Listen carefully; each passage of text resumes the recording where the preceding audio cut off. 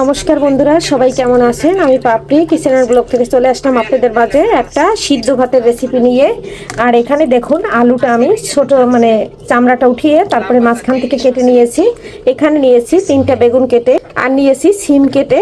আর আজকে থাকছে খুদের ভাত বলুন বা বুয়া ভাত বলুন, সিদ্ধ ভাত। আর এখানে দিয়ে দেবো আস্তা টাটকা টাটকা কাঁচামরিচ। তবে প্রথমে আমি আলুটা দিয়ে দিচ্ছি। আলুটা একটু আগে দিয়ে দেবো। এই যে আলুটা দিয়ে দিচ্ছি, কড়াইতে কিন্তু সামান্য পরিমাণে তেল দিয়ে দিয়েছি। আলুটা দিয়ে আমি খুদটা দিয়ে দেবো। প্রথমে আলুটা দিয়ে একটু নেড়ে চেড়ে নিচ্ছি।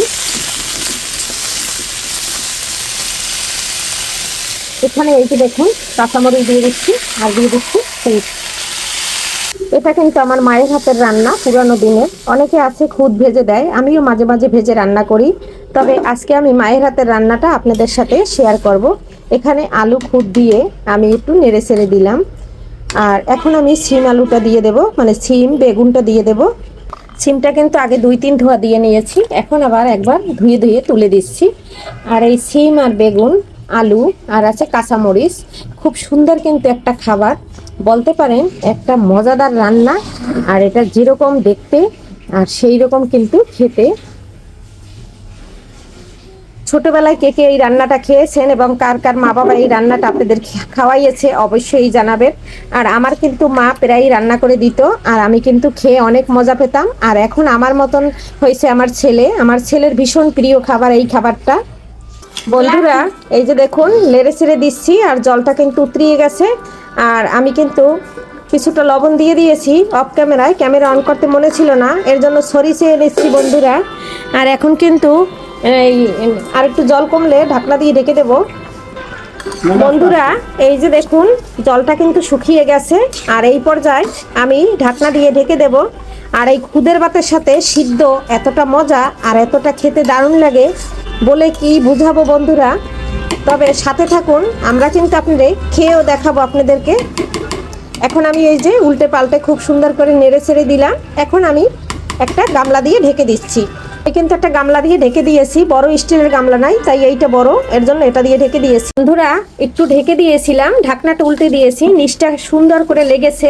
এখন আবার একটু নেড়ে ছেড়ে দিচ্ছি। আর নেড়ে ছেড়ে দেওয়ার পরে কিন্তু রেডি হয়ে যাবে আমাদের খাওয়ার টাইম। আলু বেগুন সিম সব সিদ্ধ হয়ে গেছে বন্ধুরা। আর কে কে খাবেন সকালের নাস্তা, চলে আসুন।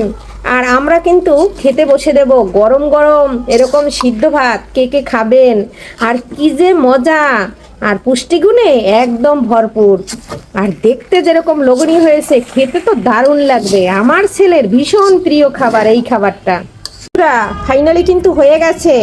আর তোমার দাদা ভাইয়ের প্লেটে দিয়ে দিচ্ছি, গরম গরম প্লেট কিন্তু পেতে আছে।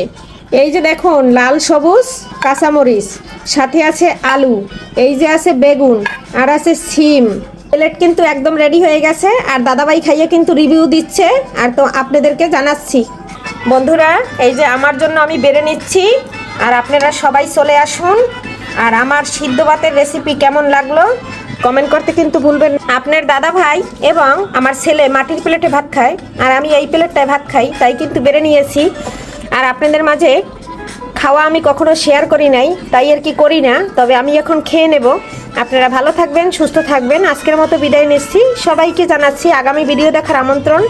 বাই।